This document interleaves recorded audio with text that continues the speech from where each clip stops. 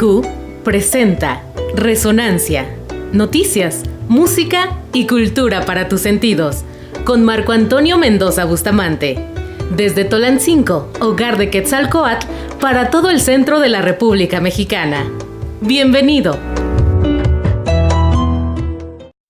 Amigas y amigos, ya estamos de regreso a través de Resonancia en NQ. El día de hoy contamos con la presencia en los micrófonos de la NQ de don Carlos Felipe de Habsburgo Lorena. Platicaremos con él acerca del emperador Maximiliano I de México a 150 años de su fusilamiento.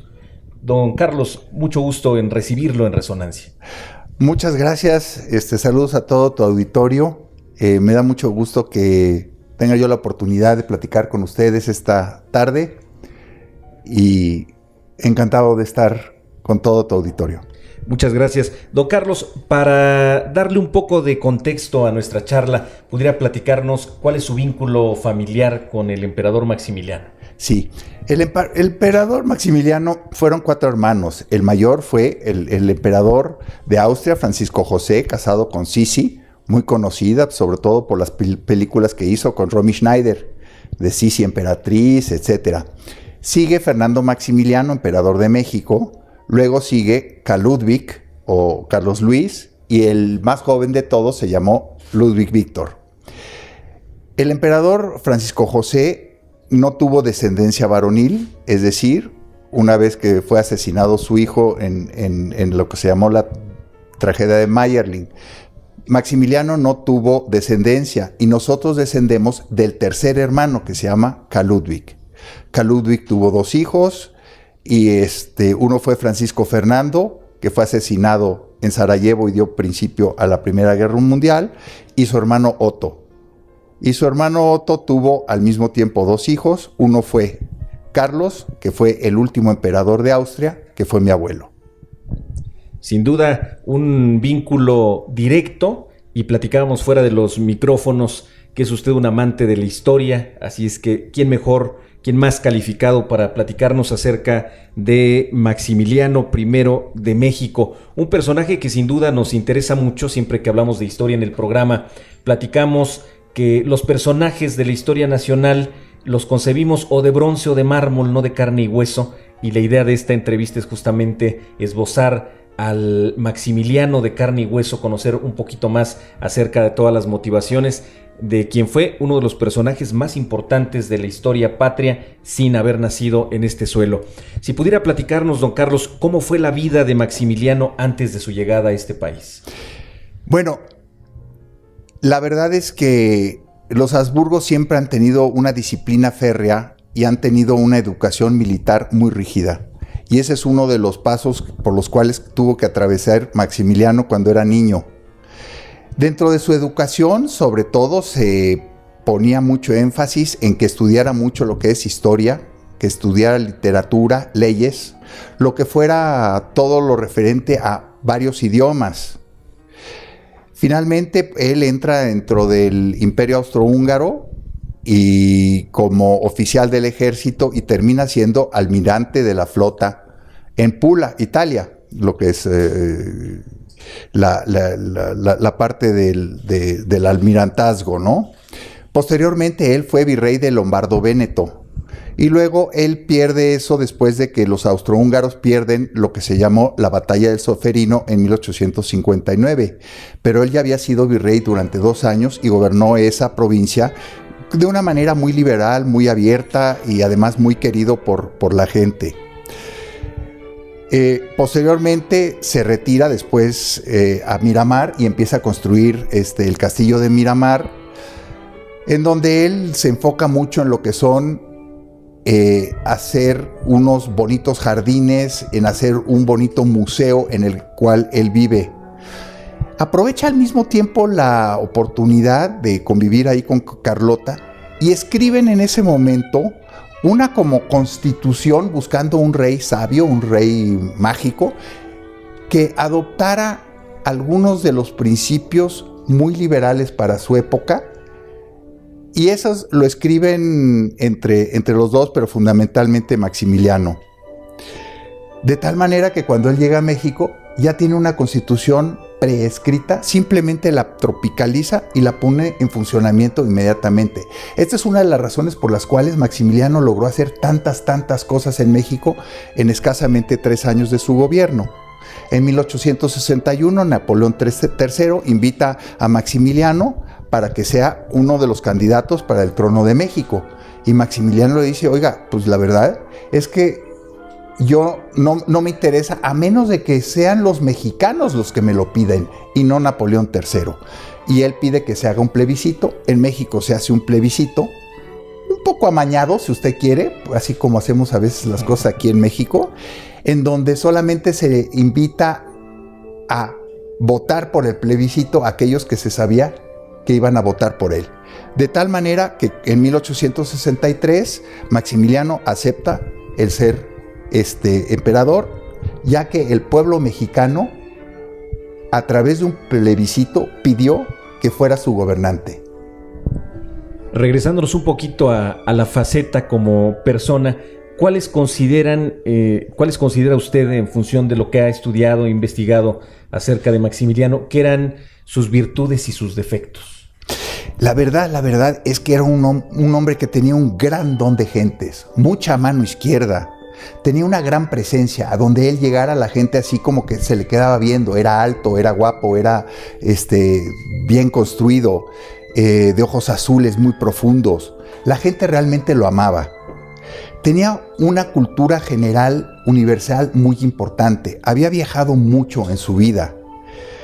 Tenía muchos conocimientos sobre lo que es botánica, jardinería, biología, arácnidos, mariposas, todo tipo de insectos, cosas que a él le fascinaban.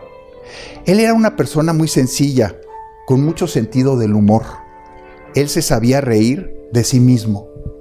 Escribió poesía, era un hombre con una enorme sensibilidad con respecto a sus semejantes. He leído algunas cosas de su poesía y he de decir sinceramente, no era un buen poeta. Sin embargo, sí tenía ese deseo de sentarse a escribir sobre las cosas bellas que lo rodeaban. Era buena gente, y yo creo que ese es uno de sus grandes defectos, y la gente se aprovechaba de eso. A veces se le calificaba como débil, y en realidad no creo que fuera débil, sino que era buena gente. Lo que sí es que era un soñador. Y yo creo que en esta vida se vale soñar, pero quizás soñó y despertó con una pesadilla. Él creía en las personas. Seguramente vino a México siguiendo esos sueños que le caracterizaban, como usted comenta. ¿Qué condiciones políticas y sociales imperaban en México antes de que comenzara el Segundo Imperio? Que seguramente nos darán una idea de cuáles fueron las circunstancias que llevaron a nuestro país a atravesar esta etapa de la historia. Bueno, pues después de la Guerra de Independencia de 1821 hasta 1864, gobernaron en México más o menos 50 presidentes, si bien recuerdo. O sea, había una inestabilidad política muy importante. Cualquier tipo de inestabilidad política hace que un país ciertamente no prospere, ¿no? Santana fue el primero que propuso, después de haber sido como 10 o 12 veces presidente de México, de crear una monarquía. Esto ya a partir de los años 40. En aquella época México tenía una iglesia muy fuerte y muy poderosa. Gran parte del territorio nacional, de la agricultura, de la industria, era manejado por la iglesia. En realidad había un caos generalizado, fundamentalmente por una falta de continuidad política. Pero también hay que saber de dónde viene esto. Pues México había sido gobernado cerca de 3,000 años como monarquía. Y la verdad es que México no se sabía gobernar como república. Entonces, ¿de dónde iban a sacar los mexicanos un nuevo sistema político que realmente no conocían? Los historiadores del siglo XIX, nosotros siempre yo creo que es un error, siempre nos hablan de los conservadores y de los liberales. Que a Maximiliano lo trajeron los conservadores y Juárez eran de los liberales. Yo creo que es un error histórico, porque no hay gobiernos conservadores y gobiernos liberales. Lo que sí hay son gobiernos republicanos y gobiernos monarquistas. Dentro de los republicanos había liberales y conservadores, y dentro de los monarquistas había liberales y conservadores. En este sentido, Maximiliano era un monarquista liberal y Juárez era un republicano liberal. ¿Por qué le fue ofrecido ser emperador a Maximiliano? Fundamentalmente por la desesperación de muchos políticos mexicanos, de esa inestabilidad y falta de continuidad política. Napoleón III, después de ver que México se rehúsa a devolver la deuda que tiene para con Francia, decide juntar a dos potencias adicionales, que fue Inglaterra y España, para cobrarse a lo chino la deuda que se tiene. Pero en realidad lo que querían Napoleón III es una expansión de los poderes de Francia, como ya lo habían hecho años antes, tomando Indochina, sobre todo Vietnam, en donde ellos buscan instaurar nuevas colonias y tener pues, un imperialismo colonial importante. Cuando se presenta esta oportunidad, Napoleón III dice, tomo México y hago de México una colonia francesa, contrarrestando mucho lo que es el poderío de los Estados Unidos. Los conservadores monarquistas mexicanos ven que ellos no tienen a nadie realmente con las características que se requiere y entonces piden un príncipe europeo que sea católico y que tenga experiencia.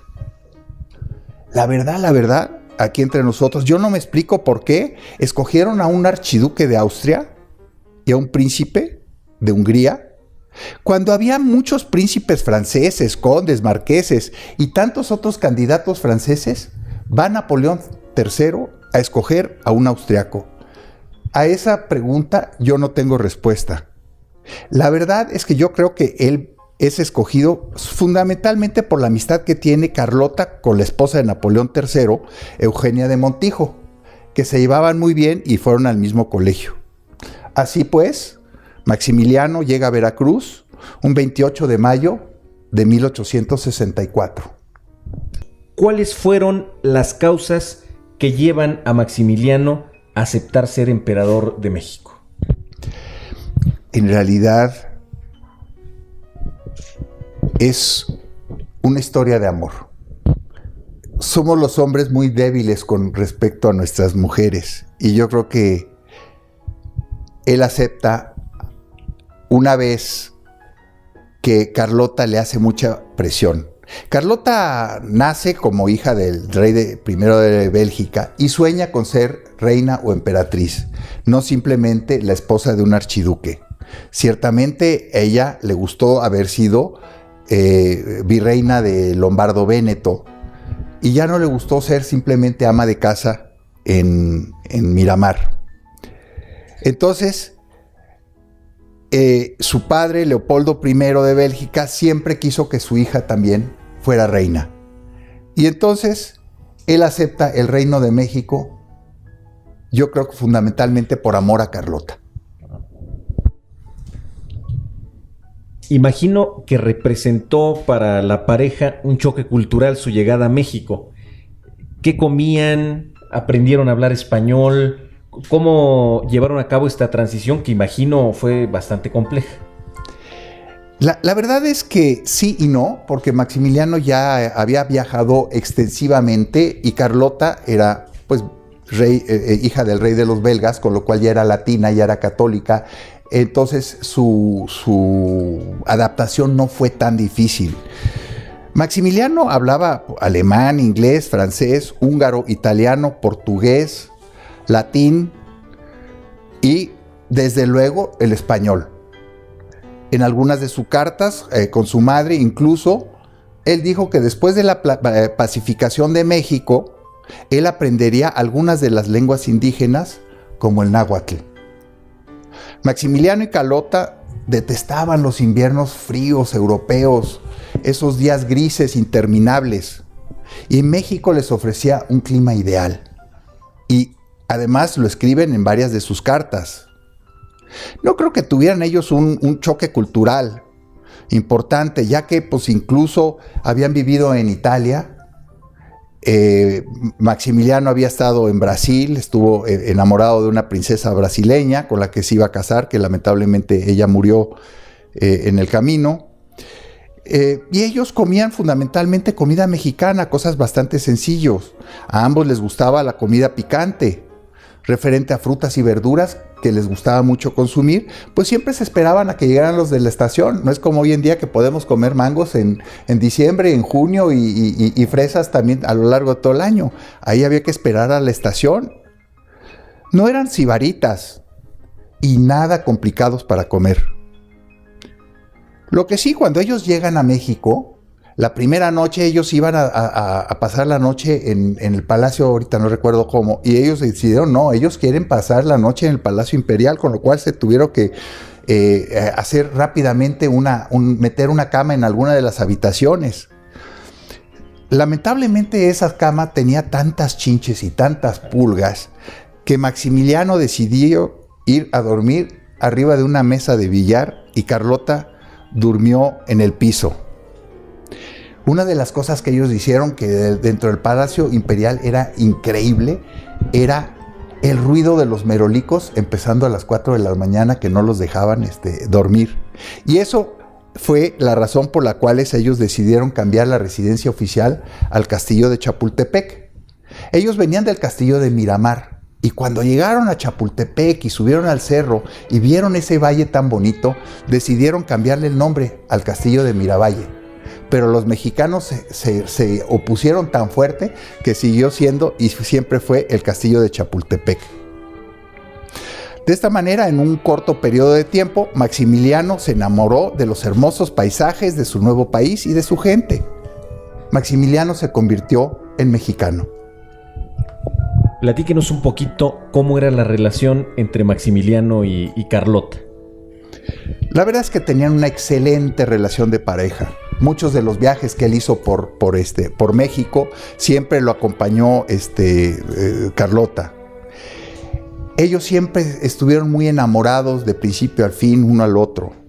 Siempre se agarraban de la mano, siempre se veían, eran una pareja muy enamorada.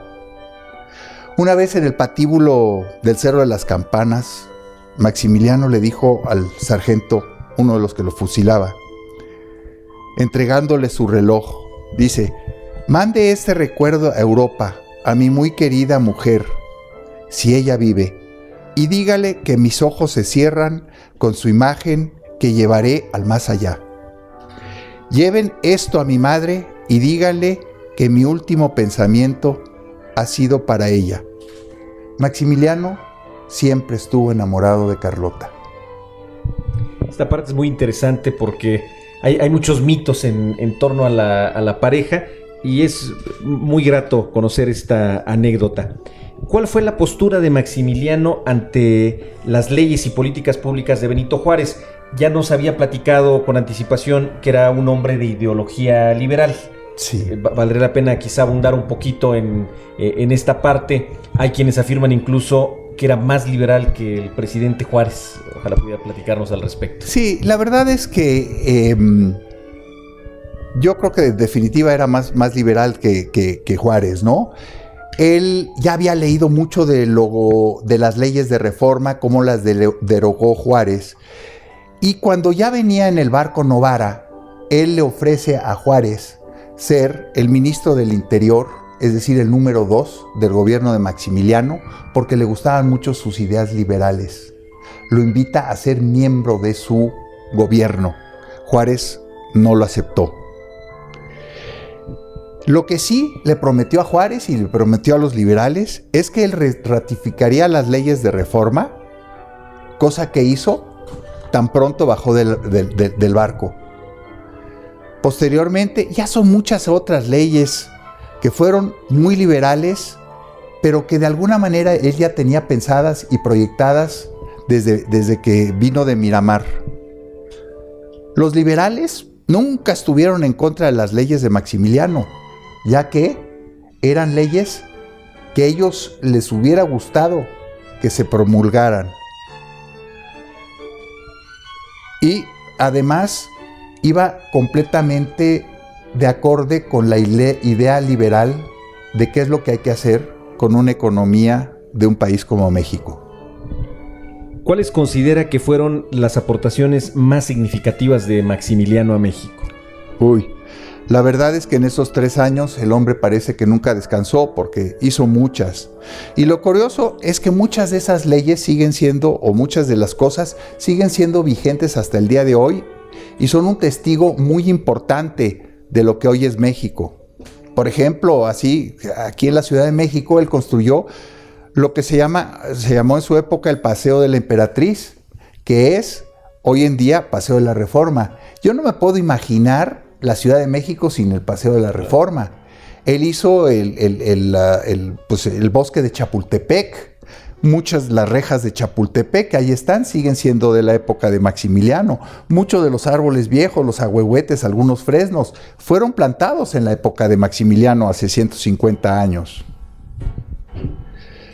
Una de las cosas ya como leyes que hizo y que implantó inmediatamente, él restringió las horas de trabajo de los trabajadores, que antes incluso se les exigía trabajar entre 12 y 16 horas. Él abolió el trabajo de los menores, quitando a aquellos menores que trabajaban en la agricultura de sus padres. No podían trabajar con los tíos y con los abuelos, tenían que trabajar en sus propias parcelas con sus padres, porque de esta manera no había explotación de menores. Él canceló todas las deudas de los campesinos que excedían de 10 pesos. Cabe decir que 10 pesos era mucho dinero, y en aquella época las deudas eran heredables, con lo cual a veces un campesino tenía que pagar todavía las deudas de su tatarabuelo. Y si bien en México no existía esclavitud, pues era una esclavitud encubierta, ya que un campesino podía deber tanto dinero que ni trabajando toda su vida podía pagar esa cantidad. Y 10 pesos, si bien sí era mucho dinero, si se apretaban bien el cinturón, en un año lo pagaban. Prohibió todas las formas de castigo corporal, es decir, pues la tortura, cosa que posteriormente fue derogada por Juárez. Rompió con el monopolio de las tiendas de raya, y las tiendas de raya eran las tiendas en donde los hacendados pagaban a los campesinos el sueldo que ellos querían, pero además todo se tenía que comprar en esas tiendas. De esta manera, los campesinos, de alguna manera, podían hacer su propia tiendita y hacerle competencia al hacendero. Comenzó a construir museos y trató de conservar toda la cultura mexicana. Carlota, por otra parte, también hizo fiestas para recaudación de dinero en beneficio de los orfelinatos y de los menos protegidos. Una de las primeras cosas que se hacían realmente a nivel mundial. Maximiliano, ya lo dije, presentó la negativa de devolver los bienes a la iglesia. Cuando él viene para acá, a él le presentan, entre otros, que su símbolo debería ser el águila bicéfala. Y él dice, bajo ninguna circunstancia yo no quiero el águila bicéfala. El águila bicéfala, una de las cabezas representa a Dios y la otra representa el poder del hombre. Él dijo, no, el águila tiene una sola cabeza y es el poder del hombre. El Dios, ese va aparte y no está metido en mi gobierno. Otra cosa que es bien importante, a Maximiliano se le considera como el primer indigenista de América. Él hizo muchísimas leyes a favor de los indígenas, se les devolvieron tierras, los protegió muchísimo, y él hablaba de mis indios, y cuando así hablaba, lo hacía con cariño, no con desprecio. Siempre los protegió, siempre los quiso, y cuando alguien que fuera de alguna de las etnias, siempre los recibía y los escuchaba. Los indígenas mexicanos lo quisieron mucho. Una de las cosas que hizo llegando a México, pidió que el himno imperial fuera traducido a todos los idiomas y dialectos del país. Yo, por ejemplo, pues canto bien el himno nacional, pero nunca lo he escuchado en náhuatl. Lo debe de haber, no lo he escuchado. Él exige que la educación de los peones sea por cuenta de las haciendas. Los obliga a que ese gasto que se hace lo haga el hacendado. Y los hacendados estaban muy en contra de tener a sus peones que supieran leer y escribir perfectamente porque se podrían rebelar. Él es el primer estadista en el mundo entero que legisló a favor de los trabajadores del Estado. Él crea el Instituto Mexicano del Seguro Social para trabajadores del Estado. Eso no existía en Austria, no existía en Hungría, ni en Alemania, ni en Estados Unidos. No existía en ninguna parte. Este instituto le daba a los trabajadores del Estado dos cosas importantes: salud y una pensión vitalicia, llegando a la edad que, si bien recuerdo, era de 65 años. Luego hizo una ley de imprenta permitiendo la libertad de prensa. Y fue la primera vez que en alguno de los periódicos de México se criticó abiertamente algunas de las cosas de los gobernantes o bien del emperador. Por otra parte, él se dio cuenta que los tribunales en México funcionaban de una manera muy lenta. Por lo tanto, él instauró el Ministerio Público para la administración expedita de la justicia. Alguien llegaba con un ministerio público y él era juez, el cual dictaba sentencia en ese momento sin tener cientos de papeles y de audiencias, etc. Todas esas son algunas de las muchas cosas que él implementó en tan solo 3 años de su gobierno. ¿Llegó a enamorarse de este país, don Carlos? Bueno, se enamoró tanto que murió por él. En 1866 y 67, en algunos de los viajes que se hicieron, concretamente cuando fue a Orizaba, el general Bazin y otra serie de gente le dicen: ¿sabe qué? Esto huele mal, lo mejor es que usted abdique y usted se regrese a Europa. Hay que pensar que él fue admiral de la flota austrohúngara, él fue capitán de barco, y todos sabemos que aquellos que son capitanes de barco nunca abandonan el barco. Entonces, hay incluso alguna carta por ahí escrita por su madre, la archiduquesa Sofía, en donde le dice que un emperador nunca abandona su imperio. Y la verdad es que esa carta nunca fue encontrada, y si hubieran sido encontrado, Maximiliano estaba tan enamorado de México y de su compromiso para con los mexicanos que él nunca abdicaría. ¿Qué lugares conoció de nuestro país?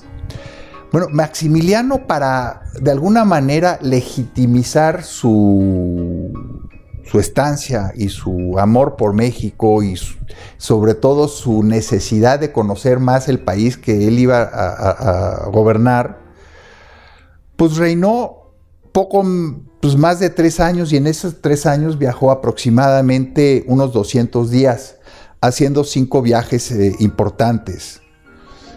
Viajó extensivamente por Veracruz, por Puebla, Morelos, Estado de México, Guanajuato, Hidalgo. También fue a Michoacán, parte de Jalisco. De esta manera, él empezó a conocer más a fondo los problemas de los mexicanos y cómo resolverlos. Carlota también viajó muchas veces con él, pero también Carlota realizó un viaje sola a Yucatán y desembarcó en el puerto de Cizal, después fue a Mérida, y después desde Mérida se fue, por ejemplo, hasta Uxmal a caballo, porque le interesaban mucho las pirámides.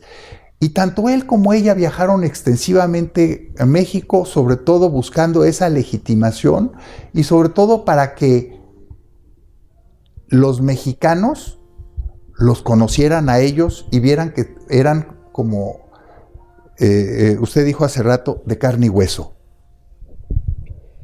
Dentro de esos viajes en el estado de Hidalgo recordamos uno de los lugares emblemáticos de Tulancingo es la Casa de los Emperadores, donde platicábamos fuera del aire que ahí estuvo hospedado el emperador Maximiliano en su visita a Tulancingo. Don Carlos, platíquenos por favor acerca del fusilamiento del emperador.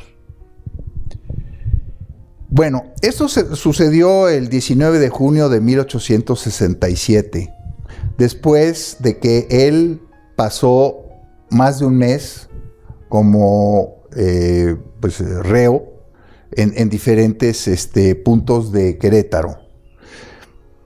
Concretamente lo de su fusilamiento, él se levanta a las 5 de la mañana, va a misa. Posteriormente se confiesa con su confesor, que era el padre Soria, y por ahí de las 7 de la mañana hay 3 carruajes que llevan a los 3 prisioneros al Cerro de las Campanas. Tomás Mejía, Miguel Miramón y Fernando Maximiliano.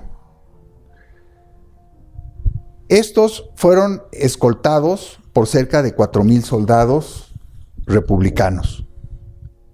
Llegando al Cerro de las Campanas, los ponen en contra de un paredón que se había erigido el día anterior de adobe, y entonces ahí Maximiliano le pide que por favor, le pide al coronel que le pongan buenos tiradores y por favor que esos tiradores le tiren exclusivamente al corazón. Él le da una moneda de oro a cada uno de los tiradores, que si bien me acuerdo eran 7 o 11, ya no recuerdo, pidiéndoles que por favor que dispararan certeramente. Se pone en posición y en ese momento él cambia de parecer y le deja a Miramón el centro y él se pone a su izquierda. A la derecha está Tomás Mejía. De esta manera que de izquierda a derecha está Mejía, Miramón y Maximiliano a la hora de ser fusilados. El coronel ya había dispuesto que los mejores tiradores iban a estar justo en el centro. A la hora de que disparan, pues el que tiene los buenos tiradores es Miramón. Pero fue un hombre extraordinario, Maximiliano, ¿no? Él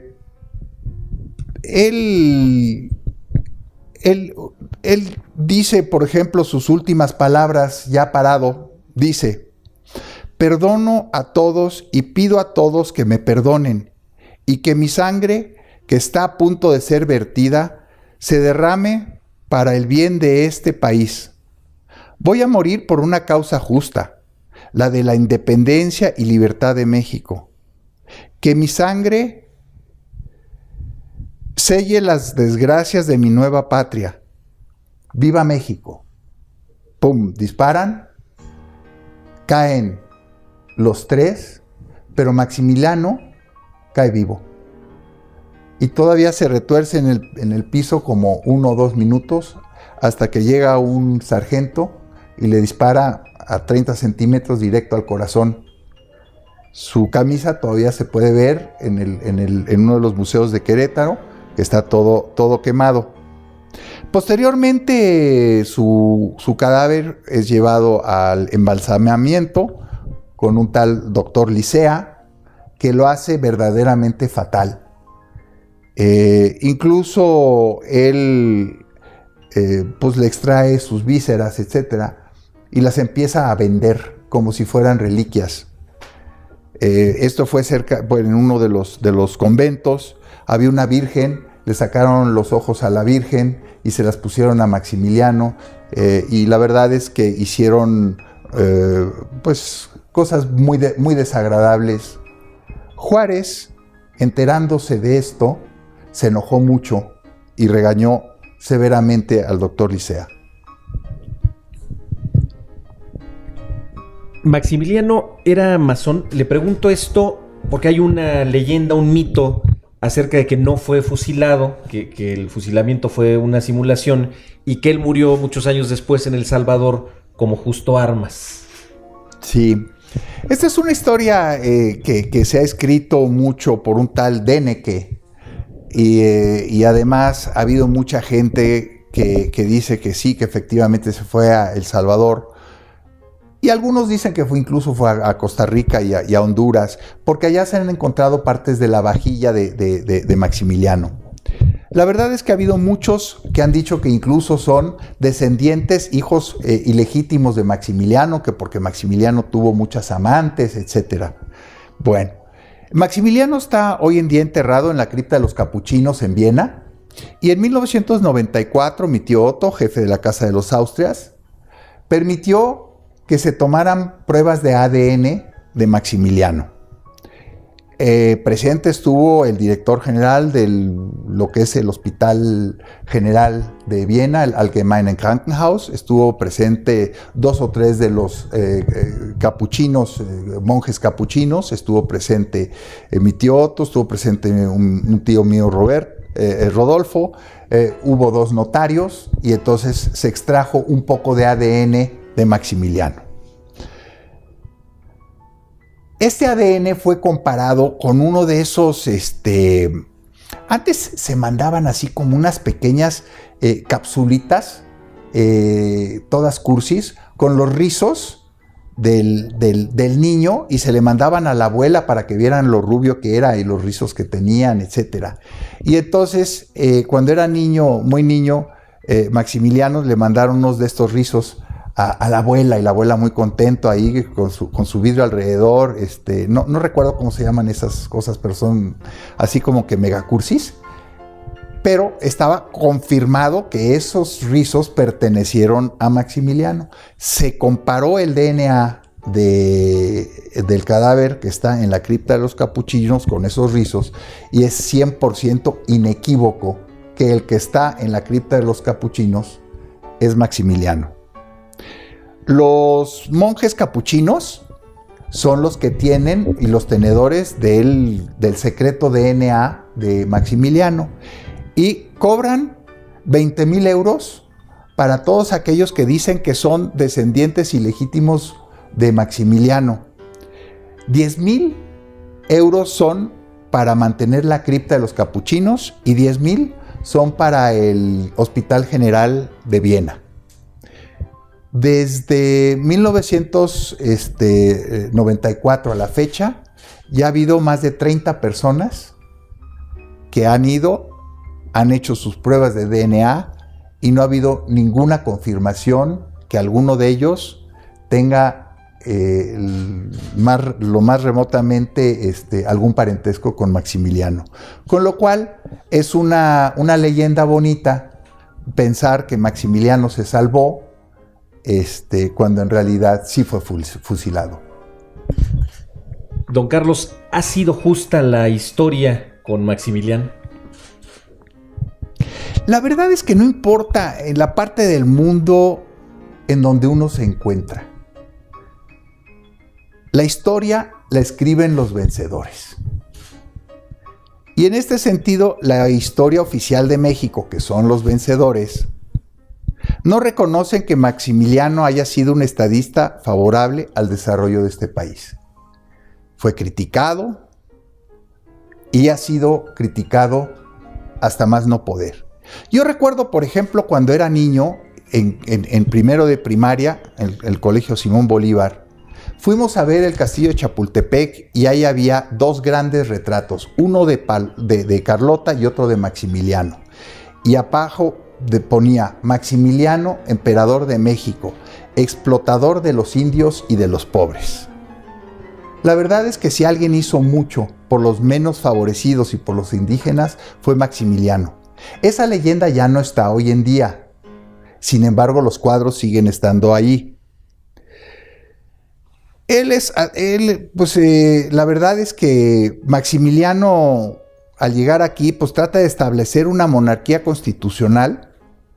A sabiendas que Carlota está estéril, adoptan al año de estar aquí a 2 nietos de Agustín de Iturbide, que eran 2 primos.